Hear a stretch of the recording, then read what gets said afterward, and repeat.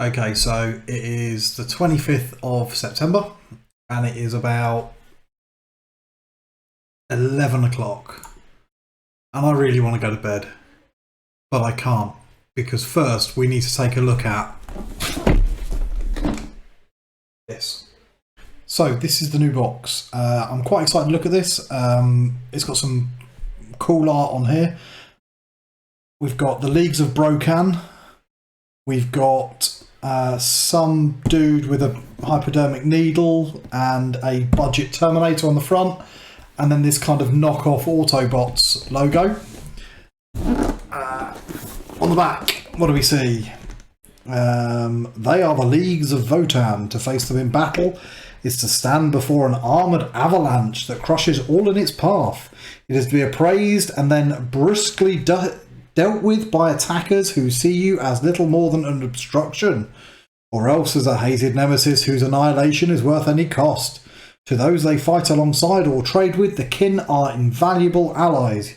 Yet those they deem a risk to their people's survival, they destroy with the same relentless vigour that the kin apply to all endeavours. Okay, so we've got some dramatic stuff there. We've got some pictures of various models on the back here. And okay, let's have a look at what is inside the box with the dramatic writing. Oh, some more art. So get rid of that. I quite like this guy. Look, he looks like one of the old classic squats. This guy's standing on an orc and shooting him in the head.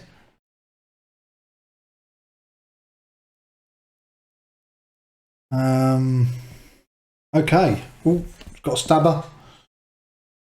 What we've got on the front? Some more art here. We've got a space wizard. Very cool. This is Tau on there, look. With the runes and things. Runes around the side. Yeah, exciting. So let's get the lid off. This is unnecessarily difficult to get into. And have I got it upside down? No, I've got it the right way up. Okay, so you're seeing this with me at the moment. Oh, that's a lot of plastic. Anything else in there? No. Okay, so what do we have here? Some sprues. This looks like some sort of character model look. I've got a rock with footprints in it, so they must be heavy. There's a couple of heads in there. Quite beardy, which is good. So I think this is supposed to be the... is this a special character model? I think it might be. Oh yeah, so it's got the weird crinkly head thing going on there. I can't see his sword, so there might be another sprue that goes with that. So we'll take that to one side. What's this? These are our fancy space motorcycles. Got two. That's two halves of the bike, two halves of the bike.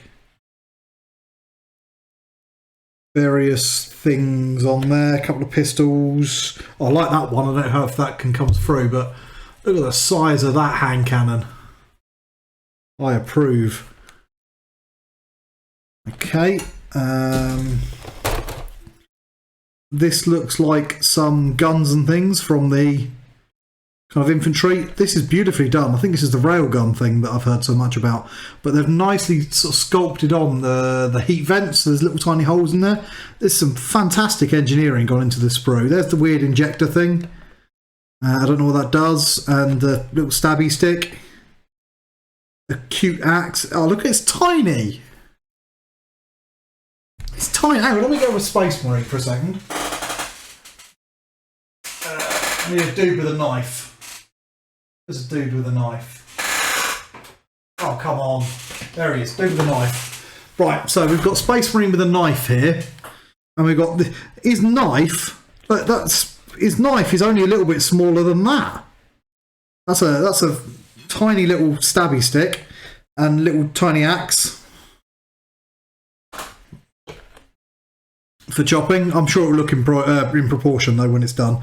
I think these are those new ion rifles, and these are the bolter things. Pretty exciting. More character things. Oh, this looks like... Oh, this must be the special character that they're talking about. Because there's the guy with his weird stone head. And we've got a tactical rock and a storm bolter. More footprints in the tactical rock. Although they actually sculpted it as a footprint in this one, which is quite insane. They must be really little heavy dudes. The power fist is awesome. If I don't use that on these, I might stick that on some sort of marine or something, because that's a wicked power fist. I approve.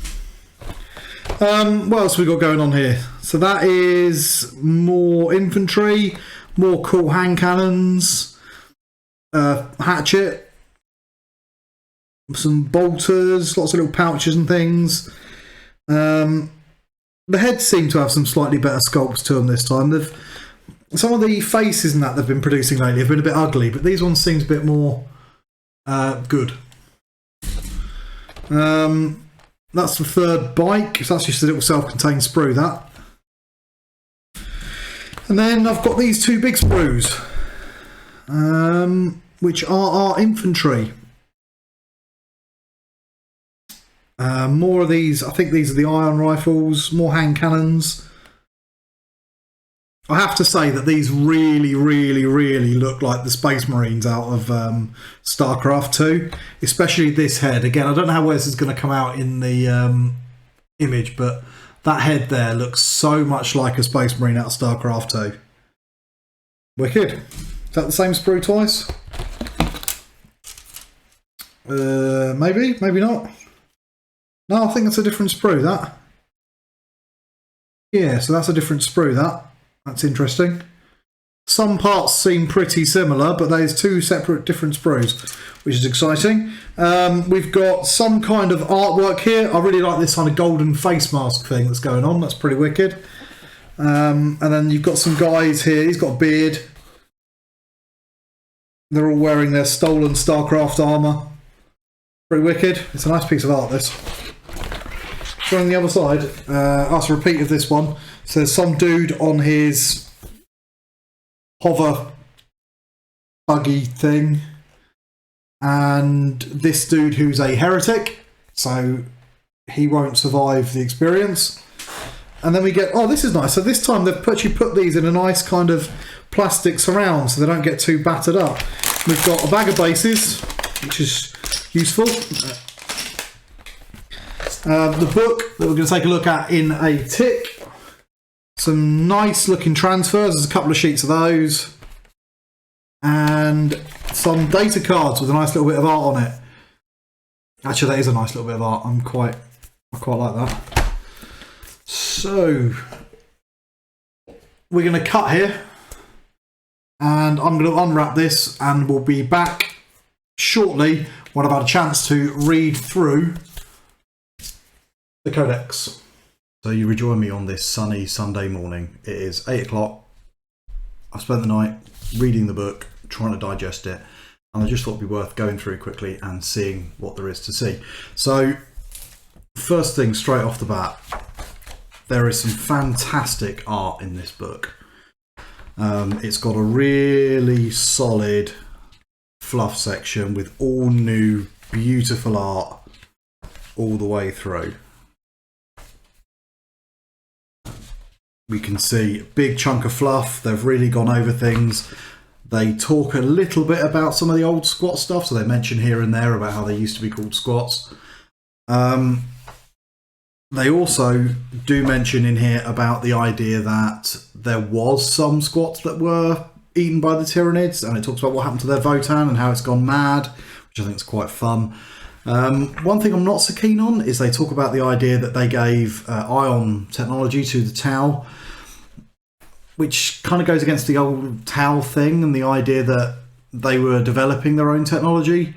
And I don't really like the way they sort of imply in this one that the reason these guys have got better ion technology than the Tau is because they sell Tau cheap ion tech, which I just don't like it. I prefer, even if they sold prototypes or early versions or something to the Tau, and the Tau reverse engineered them or something like that, that would be better than this idea that they're just selling cheapy ion cannons to them. It just doesn't feel right. You've got plenty of pages of colour, which is good because you need these colour schemes if you want to try and build any of them. I've got a real thing for these orange guys. I love that look. I think the red ones look good, but maybe I'm biased. And the space wizards. So there's plenty of nice examples on here to see how to paint your stuff. These vehicles just scream NASA Rover to me. I know there's people saying Teenage Mutant Ninja Turtles, and there is a bit of that as well. But I've got an inkling in my head of a colour scheme that I might go down the route of, which I'm quite excited to play with. And then we get into the rules. Detachment abilities, nothing exciting there. They've got a league. You can only have one Carl per detachment. The leagues, looking through these, Greater Thurian does seem very good. It's got an excellent special character. The idea that everything gets one more judgment token than it actually does is really powerful. Judgment tokens I'll get into in a minute, but they're really good. You want them. Their strat is really powerful. You just use it. It's 1 CP. They get another judgment token. Their relic is alright. Gives an invuln, but okay. But an extra point less AP, which is incredible because it means that this character's going to ignore the first 2 points of AP, which is mad. And then their power is count as count as 2 models when determining control of an objective marker, unless they've got 10 wounds or more, and then they count as 5, and reroll 1 hit or 1 wound roll when making an attack. Well, that's just classic. It's just a flat increase in power, so that seems like a powerful league. Some of these other ones don't seem quite so good. The Trans-Siberian Alliance is your melee one, but when we get to the data sheets, I'm not sure that these are a melee army. They've got one really good melee unit, but then everything else is a bit average. These Kronos guys, extra attacks and extra strength. Oh, sorry. Yeah, these are the melee guys. These guys are the shooting guys, so an extra point of AP. If on an unmodified wound roll of 6, that stacks with the judgment token, so that's quite powerful. And if they are weaker, they get +1 to hit. So if they're taking damage, they get +1 to hit. So these seem all right. These seem all right. The other one that jumps out to me as powerful is these guys, the Emirate Conglomerate. Adding 4 inch to the range. A lot of your guns are really short range, so that's going to come in absolutely brilliantly. Also, anything with a 2-up armor save gets a 4-up invuln, and anything without that gets a 5-up invuln. That's not all that good on your basic guys. They've only got 1 wound and they've got 4-up armor save. So giving them a 5-up armor save when they've got armor of contempt anyway, they're probably saving on a 5-up anyway. That's not going to be great. Where it is great though is on things like your bikes, where they're going to be hitting with big guns, and on your vehicles, again, big guns, and on those berserks. Giving them all a 5-up invuln is going to be great because they've only got 6-up armor save. These guys get a bonus toughness. That's quite nice. Morale tests, nobody cares. They've got a reasonable Warlord trait, gives them a 5-up invuln. They've got a 1 CP fight on death. And yeah, they're alright. I'm not totally sold. Their Ancestral Judgment, though, is quite handy. If they attack something that's only got 0 judgment tokens, it counts as having 1. That doesn't stack, though. So it means that everybody you're fighting has got 1 judgment token. So that can be quite handy. Or you can make your own. Now, some of these are really powerful. I'm not going to go into them. I don't like the fact that they get to pick 3. Everybody else gets 2, except these guys, because they're new and better, just get 3 league customs. And these are things like exploding 6s or to shoot, better move on your vehicles, mini transhuman, these sorts of things. So they're all sort of, we've seen them all before, but not 3 of them, which I think is pretty mad. Strats, there's some really powerful ones. Yeah, some really powerful ones of these. This one, I like this one, optimized volley, 1 CP, unmodified hit roll of a 6, an additional hit is scored. If a target unit contains 11 more models, 2 extra hits, well, that stacks with your judgment tokens, so you'll be hitting, you get extra hits and you'll do auto wounds, which is bonkers for a CP. It's just bonkers. And there's a few of these that are really, really powerful. Site-to-site transport, I really like this one. In the reinforcement step, you can take the unit up. Sorry, use a stratagem, start your movement phase, take it up, and put it back down. It's a classic, but it's really handy. The thing that makes it really powerful is it happens in the same turn, unlike everybody else's one. That seems mental to me. Yeah, there's some really, really powerful ones. Votann Council, these are your paid for points upgrades. High Carl is Chapter Master rerolls, cost the same amount of points, but better because you also get this ability to gain. So each time a High Carl model destroys an enemy unit, if the unit have one or more judgment tokens, you can select one enemy unit that is visible to this model and give it a judgment token. That's really, really powerful. Yeah, it's just really powerful. So it's just Chapter Master Plus. You know, full rerolls to hit. And these extra things. Their Warlord Traits pretty good. The Lord Grimnir, that's their Psyker. Extra Psychic Power, that's really nice. Can cast an extra Psychic Power, which is really nice. Each time the Lord Grimnir's model attempts to manifest a Psychic Power from the Skywrought Discipline, that's their discipline, which is pretty good. If there are any units within 18, with one or more, add one Psychic. Any one or more Judgment taken, add one Psychic, which is pretty nice. And their Ancestral Powers add 6 inches to the range of your Psychic Powers. Only for Skywrought, but that's still amazing. The Forge Master seems like an auto-take at the moment. Yeah, it just seems like an auto-take. You can...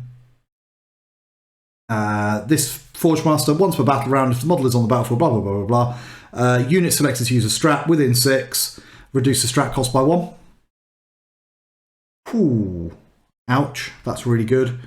The Judgment here, if it attacks, unmodified wound roll of 6, remember the Judgment tokens. If it's got a Judgment token, inflicts the number of mortal wounds on the target equal to the damage characteristic. Mental. And the Master Armourer, same as what you get with Tech Marines, except for instead of just getting the 3 wounds instead of D3 back, you can have 4 if you've got any of the little drone things with you. And also, once per battle round when a saving throw is failed for a friendly league vehicle or exoframe, reduce the damage characteristic to 0. Other armies might get that once per game. Yeah, but he can do it once per battle round. That big rail cannon that's coming into my land fortress does a damage characteristic of 0. Mental. Relics, there's a few good ones on here. They've got a nice, super good Thunder Hammer or Mass Hammer, D3 plus 3 damage instead of flat 3, and hit rolls of 6, D3 plus 3 mortal wounds instead. Stacks with Judgment. So yeah, they've got some really horrific ones. We're not going to go through these. John and Mark did that in their video, and there's some mental ones. Skywrought Discipline, there's some nice ones here. I particularly like Fortify. Give it a Feel No Pain, 6 up, Feel No Pain, and +1 toughness. It's only got a warp charge of 6, which is, yeah, fairly trivial. Warlord Traits, these didn't impress me that much. There's a couple that improve your combat ability, but you're not that good in combat. The Guild Affiliate lets you give something OBSEC, which is really handy. But again, we've seen it before, it's not all that exciting. So Warlord Traits I didn't think were that amazing. Then we've got into Crusade, so we'll skip that. Crusade exists, it's cool, it's a thing. If you're into Crusade, you'll have fun with this one. That's all very exciting. Now, this is where things get really, really broken. So, Hunter Weapons. Always shoot the number of shots, but they can't advance and shoot. That's fine. But it's this Eye of the Ancestors ability. So, a unit will gain a Judgment token on it each time it destroys one of your units. Each time it completes an action or psychic action, or at the end of each of your opponent's turn, you can select an enemy unit within range of an objective marker and give it one. Okay, they stay with it if you get in and out of transports, blah, blah, blah. If you split up into smaller units, both units get it. But this is where they have an effect. So if you've got 1 on you, unmodified hit rolls of 6, auto wound. If you've got 2, 5 up. If you've got 3, 4 up. They count as a 6 when they auto wound. That's incredible. So we look at the Magna rail. Invulnerable saves cannot be taken against Magna rail guns, and you've got 2 of them in the book. Unmodified wound roll of 6, remember that means hit roll of 4 up. Any excess damage spills over. So when you've got a whacking great big gun, you could be killing, well, squads with it on a 4 up to hit, which is mental. Remember, you can also do things like rerolls, and it's just, yeah. You could reroll a hit to try and get a better hit if you wanted to. Steady advance, you just move 3 when you advance, or 6 for a couple of units. That's fine. You can't modify their move characteristics, so things like Tanglefoot are worthless. Void armor is armor of contempt, but also you cannot reroll wounds or damage. That's not going to affect most of you guys because most of them only got a couple of wounds anyway, but it is going to come in really important for vehicles and for bikes, and it's got armor of contempt as well. And then you've got these beam weapons, and these beam weapons will shoot through units, but Lookout Sir does apply. So if you hit, even if you go over a character, they won't get hit. If Lookout Sir would normally apply, they'll jump out of the way. And the same goes for obscuring terrain. You can shoot through the obscuring terrain, say there's a Titanic unit behind, but any units hidden by the Titanic, obscuring terrain will not be hit.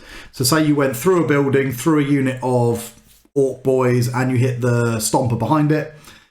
You'd hit the Stomper, but the Orc boys wouldn't be hit because you can't see them. For some reason. Data sheets. Uther the Destined, this is your special character. It's the only special character. He is just a better Carl, basically. If you build your normal Carl, which is your captain, they're pretty good. They're really cheap, 70 points a model. But Uther the Destined is just better. If you'd bring in Grand Theory in League, you're probably bringing it to bring him. If not, these guys are still good, partially because they are so cheap. Yeah, really cheap. They're all right in melee. They've got a few attacks. They've got reasonable guns. I quite like this Mass Gauntlet. It's just a Thunderhammer, but better. No, maybe not. That's not fair. It's only strength 7, but AP -3. And cost less points, so they're pretty good. These Iron Here champions, I really like these guys. They're really hitty. They've got 2 up armor. They've got the exo armor, so the damage -1. They've got a decent number of wounds at 5, so the damage -1. You can't reroll wounds against them. 2 up save, armor of contempt. You can get. They've got a 4 up save, but you can swap it out for a teleport crest, so you can teleport strike them, and you can do that jumping them about thing, which is quite nice. And they've got this mass hammer, which is a better thunder hammer because it's AP -3 and D3 +3 damage. So it's just a better thunder hammer. Grimnir is your wizard. The wizards are really powerful. You might want one. I haven't made my mind up whether I think he or this guy is more useful, the Tech Priest. Now, Tech Marine is really good because of that damage reduction, but also he can do a lot of damage as well. He's got some powerful guns. He's got this Graviton rifle, which is strength 5, damage 2, but 3 against Space Marines and that. That's really nice, AP -3. He's got the couple of little drones that follow him around. He's pretty tasty. I think you're going to probably end up taking at least him, if you've got any vehicles, which you will. And you will have some sort of Carl. It's whether you take the champion for more punching, or you take the wizard, because he's got some powerful powers, and those denies might come in handy. I think that's going to be your decision there. They've got 4 really good HQ choices. You could double patrol it and bring all 4, I suppose, if you wanted to. The Hearthkin Warriors, they're okay. The best thing about them is that they are cheap. At the moment, they are 11 points a model, 12 if you give them the ion rifles. They're 1 wound, they've got 4 up save. They're all right, relatively tough, toughness 4, but they're not great in combat. 2 attacks base, no melee weapons really.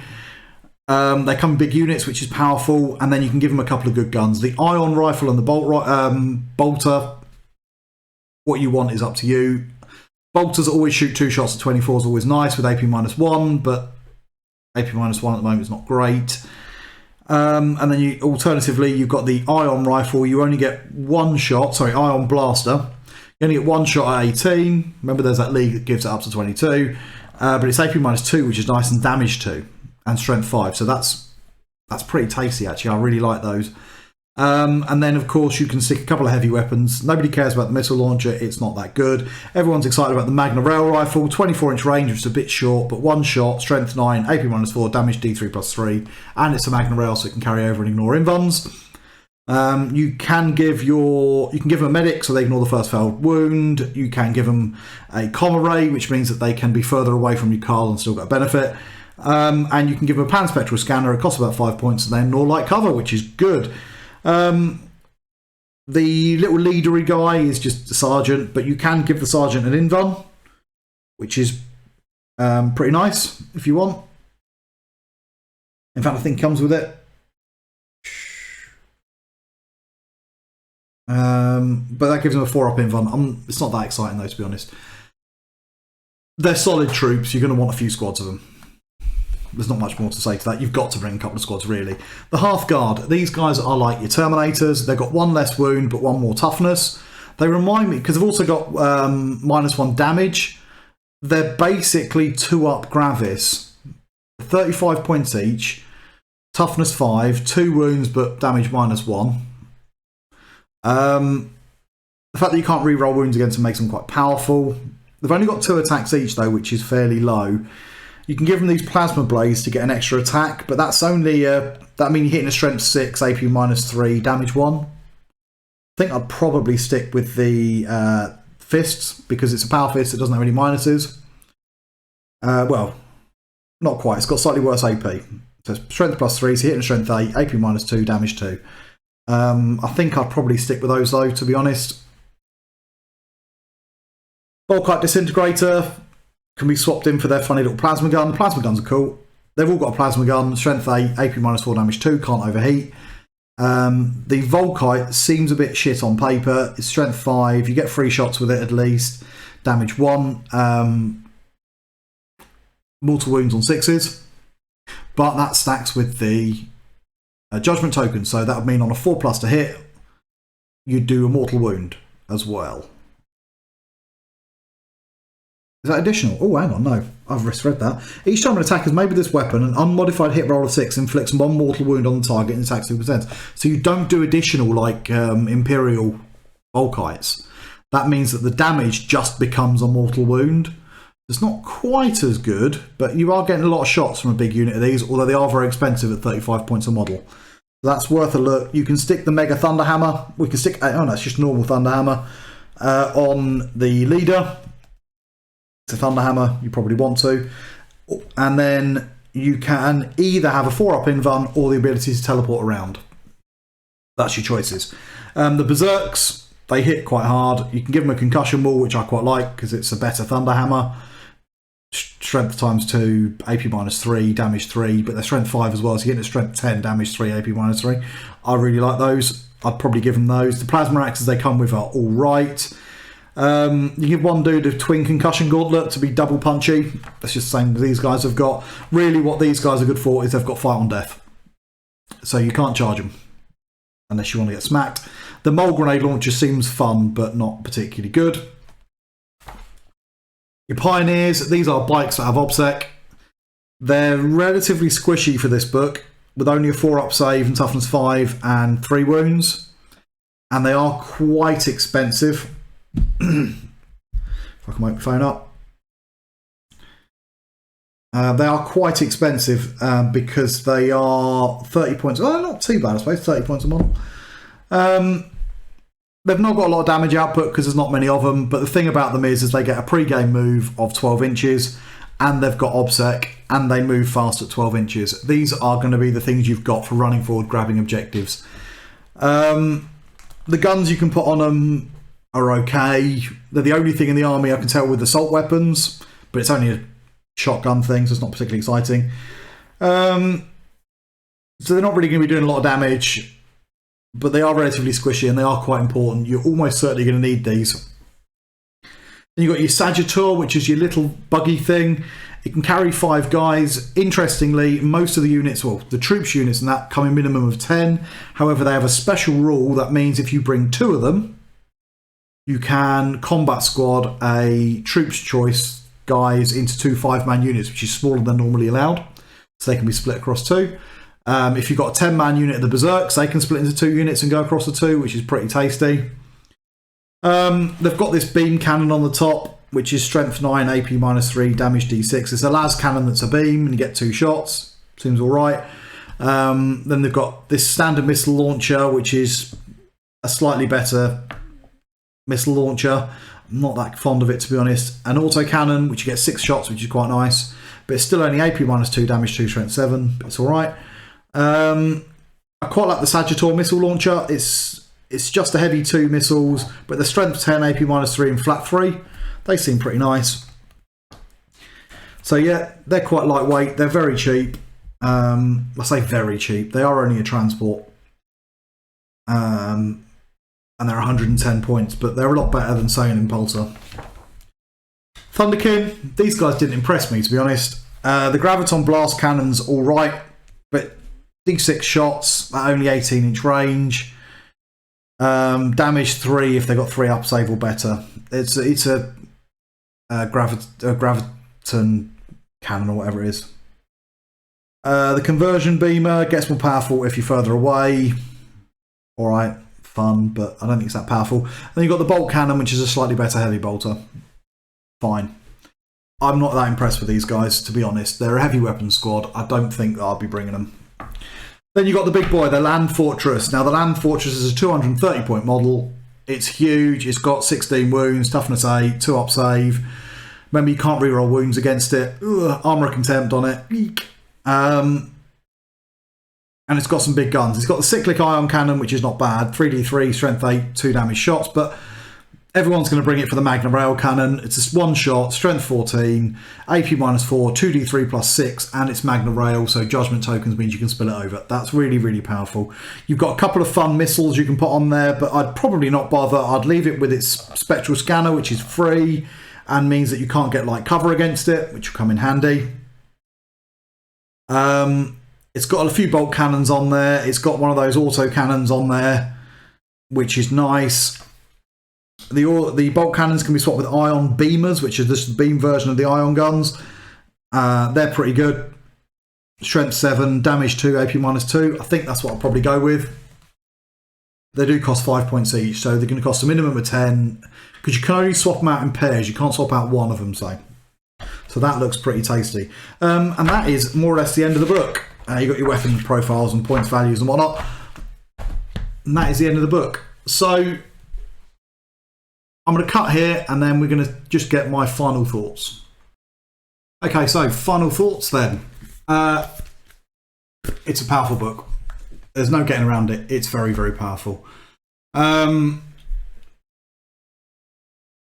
got a few weaknesses. They're not actually as tough as the book makes out in a lot of cases. 4 up armor saves. A lot of stuff toughness 4 with only 1 wound. They are very, very slow. Even their vehicles are pretty slow. The Land Fortress can only move 10. The Sagittar's moving 12. They can only advance 3. They're not a fast army. That could come to bite them on the arse in objective-based games. They have got relatively short weapons. Most of their scary stuff is at about 24. I know they can boost it with that particular league. Even the Land Fortress has only got a range of, I think, 36. Yeah, which isn't amazing. And they are reliant on line of sight. So they are going to be something you can hide from, and they are going to be stuff you can outmaneuver. Are they broken, is the question. Yes, is the answer. They are too... The judgment token system is too powerful. Some of the units are a bit undercosted. I don't think the weapons are too powerful. I think that they're a little bit undercosted. But it's the judgment tokens. You're removing you're removing mechanics from the game, which is scary. And you don't pay a lot for that.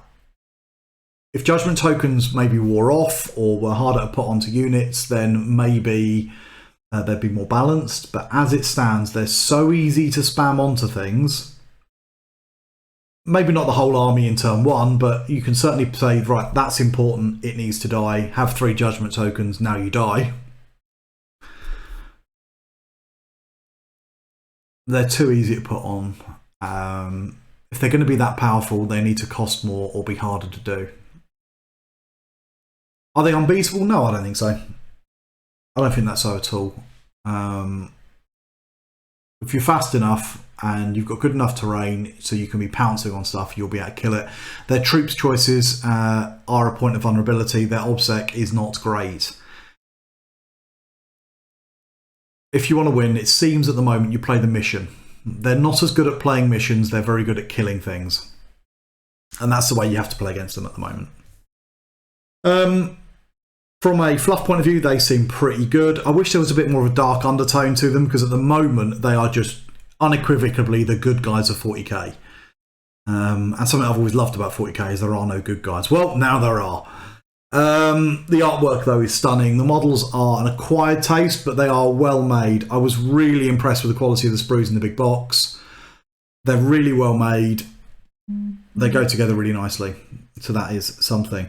Overall, it's a great box. If you get one, you're going to be happy. If you're interested in playing them, you're going to be happy. But don't buy them because you think that they're going to be winning all the tournaments.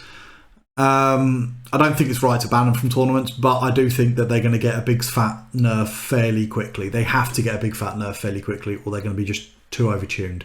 You know, there are other armies that were not as powerful as this that were nerfed. So there is that. So on that, I'd like to say thank you to all of our subscribers and our Patreons that meant that we could get this book.